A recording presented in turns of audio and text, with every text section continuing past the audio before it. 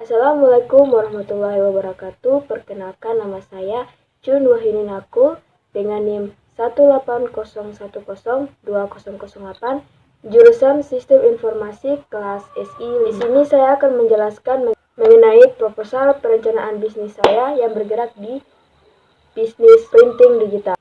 Saya akan menjelaskan sedikit mengenai planning bisnis dalam proposal. Dalam menciptakan dan memulai bisnis, sangat perlu menyusun perencanaan secara sistematis dan menyusun kegiatan dalam bisnis tersebut untuk perencanaan masa sekarang dan masa yang akan datang. Dari itulah saya menuangkan perencanaan bisnis saya dalam proposal ini. Untuk lebih jelasnya, simak penjelasan dalam video berikut ini.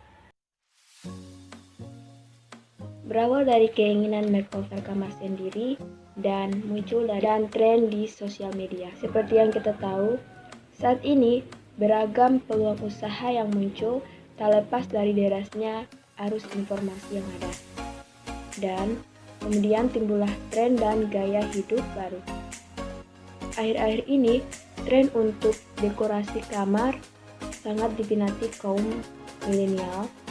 Itulah sebabnya saya memilih usaha ini, yaitu yang bergerak di digital printing. Dalam pemilihan nama, saya bukan hanya memilih nama yang bagus, tapi memiliki arti yang baik.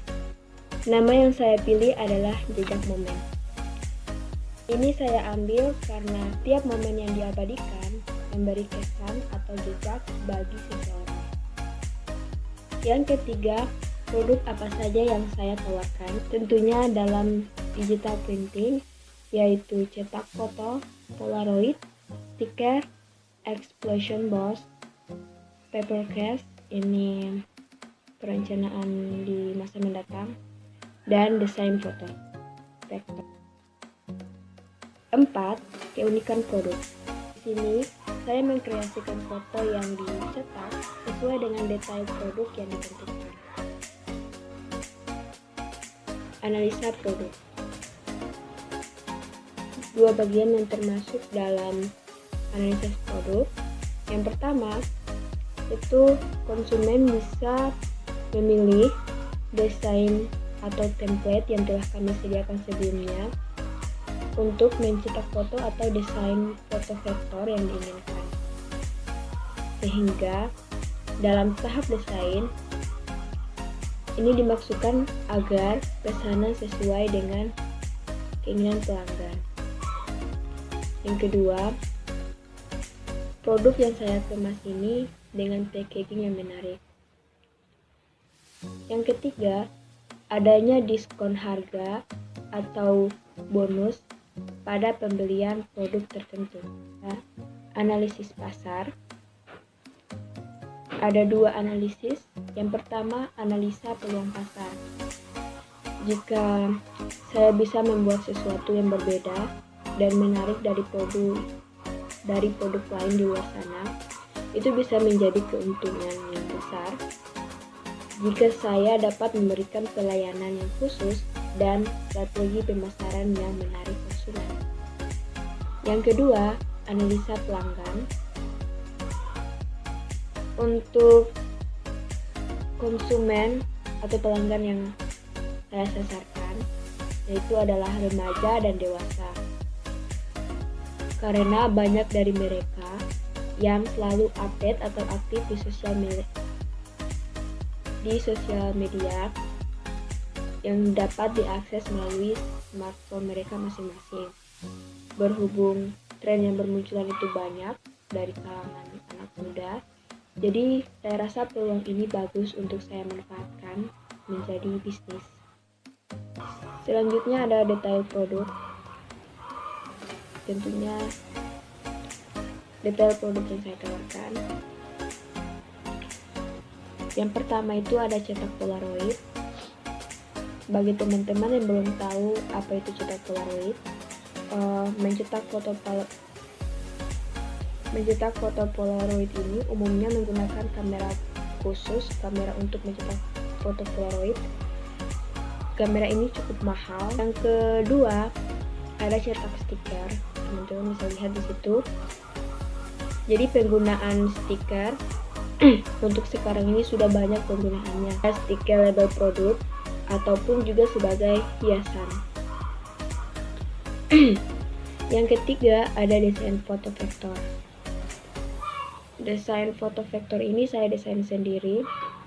Ini merupakan hasil karya grafis atau gambar digital menggunakan software yang ada di laptop saya. Ini cocok sebagai hadiah untuk ulang tahun, pernikahan, atau hal-hal berkesan lainnya untuk orang-orang tersayang. Yang terakhir ada expression box. Mungkin namanya agak asing di telinga teman-teman. Expression box ini berbentuk box. Ini terbuat dari kertas karton, sejenis kertas karton yang agak tipis. Biasanya kertasnya ditumpuk dan dikreasikan dengan foto, ucapan, atau desain yang menarik. Analisis SWOT atau SWOT analisis. S yang terdiri dari strange. Jadi saya sangat memperhatikan dalam kualitas produk yang saya tawarkan, mulai dari pemilihan bahan dan prosesnya. Sehingga saya akan membuat semenarik mungkin dan berusaha untuk memberi kualitas yang baik karena kesan pertama dari pelanggan itu sangat menentukan.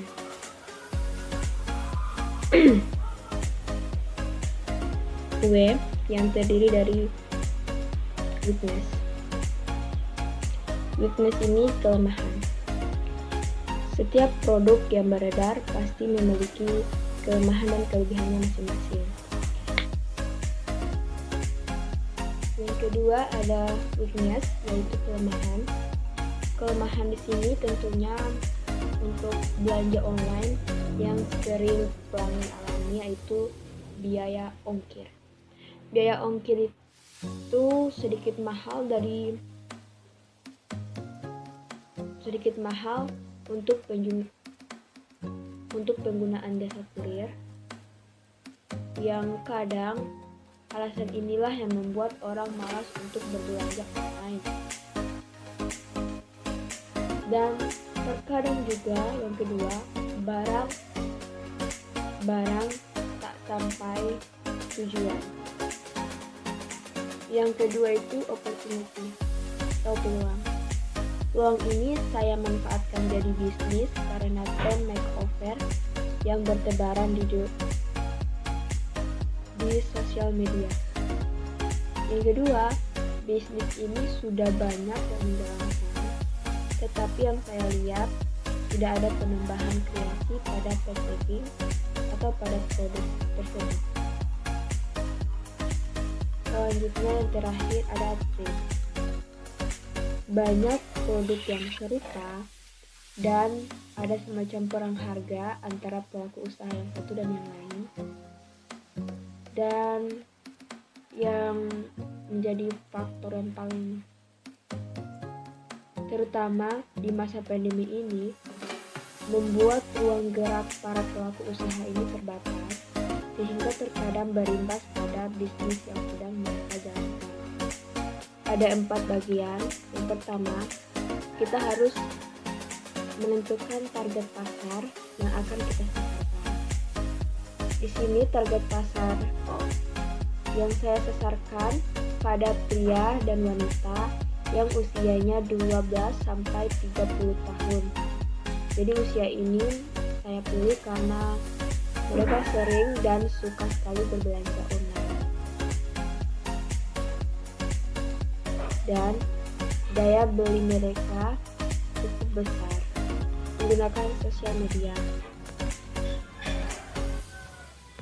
Seperti yang kita tahu, penggunaan sosial media pada bisnis yang kita jalankan sangat efektif dan efisien melalui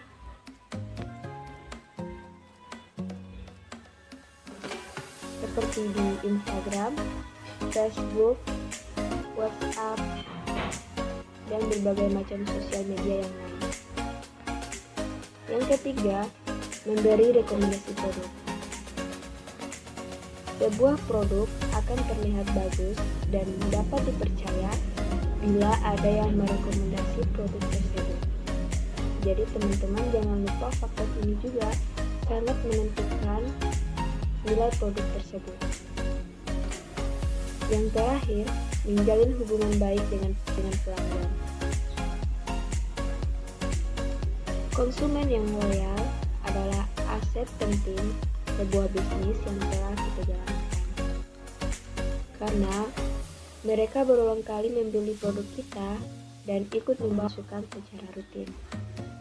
Jadi untuk pelayanan konsumen harus betul-betul diperhatikan agar konsumen memberikan kepercayaan dan tertarik untuk membeli produk Anda. Selanjutnya ada analisa keuangan. Ini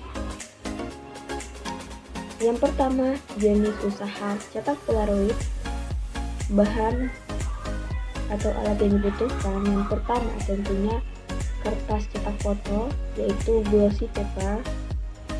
Kedua, tinta Eplin dengan merek Eplin. Dengan anggaran atau biaya yang diperlukan untuk membeli bahan dan alat ini adalah 65.000. Yang kedua, jenis usaha cetak stiker. Bahannya paper stiker dan kertas amplop coklat untuk packagingnya. Anggarannya yaitu 50.000. Yang ketiga, jenis cetak foto vektor. Bahan dan alatnya yaitu pertama tentunya kertas art paper, dan tinta art paper. Biayanya 104.000. Yang ketiga ada explosion box. Membutuhkan kertas karton manila, pita satin dengan ukuran 2,5 cm, dan kertas origami. Anggaran atau biayanya yaitu 13.500 ya, dan lain-lain itu yaitu lem, cutter, selotip, gunting, pena, jasa kurir, dan lain sebagainya. Total dari keseluruhan biaya yaitu 400.000. Selanjutnya adalah harga jual. Yang pertama, untuk cetak polaroid, persatuannya untuk frame yang polos itu 1.000, untuk frame yang motif persatuannya yaitu 3.000. Dan untuk yang satu paket strip berisi 3 lembar foto, harganya yaitu 8.000. Yang kedua, cetak stiker. 1 lembar stiker harganya 10.000. Kemudian cetak foto vektor. 1 foto yaitu 20.000. Jika ditambah dengan bingkai 50-100.000 tergantung dengan ukuran foto tersebut. Yang terakhir ada explosion box ditambah fotonya yaitu keseluruhannya 80.000. Selanjutnya analisa produksi dan operasi. Perlu adanya manajemen yang baik dan tepat agar hasil yang didapatkan juga maksimal. Kemudian setelah produk jadi, maka akan dilakukan pengecekan kembali. Hal ini dilakukan untuk meminimalisir terjadinya kesalahan pada proses desain. Setelah itu dilakukan, kegiatan foto produk juga harus dibuat semenarik mungkin. Packaging dan tahap akhir yaitu melakukan pengiriman yang sesuai dengan jadwal pengiriman antara pelaku usaha dan konsumen atau pelanggan. Untuk pengiriman akan dilakukan dengan jasa pengiriman yang ada seperti Tiki atau CNT. Jarak yang dekat itu langsung dikirim, dan metode pembayarannya yaitu tunai atau cash. Selanjutnya ada jadwal kegiatan. Ada 5 tahap kegiatan di sini. Yang pertama yaitu penyiapan bahan dan alat. Ini dimulai dari penyiapan bahan kertas dengan berbagai jenis sesuai dengan kebutuhan dan juga alat yang diperlukan dalam proses produksi atau proses desain. Tahap kedua yaitu tahap pembuatan produk. Tahap pembuatan produk ini terdiri dari beberapa tahap, yaitu tahap desain, kemudian tahap validasi, kita cek kesesuaiannya antara yang kita desain dan yang pelanggan inginkan. Kemudian tahap cetak dan tahap pengecekan kembali. Ini bertujuan untuk meminimalisir kesalahan saat tahap desain. Tahap yang ketiga yaitu tahap packaging atau tahap pengemasan. Jadi kemasan produk dibuat semenarik mungkin agar memberikan kesan dan perhatian dari pelanggan terhadap produk yang ditawarkan. Kemudian tahap keempat, tahap pengecekan yang sudah saya bilang tadi. Ini meminimalisir dari kesalahan desain saat proses desain, maksud saya. Tahap kelima yang terakhir yaitu gift dan jadwal pengiriman.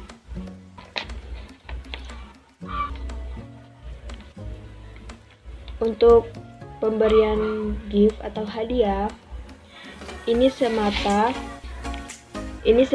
untuk meningkatkan minat beli dari pelanggan, karena ini mampu memberikan sugesti kepada pelanggan atau konsumen jika harga produk yang ditawarkan itu seolah lebih murah.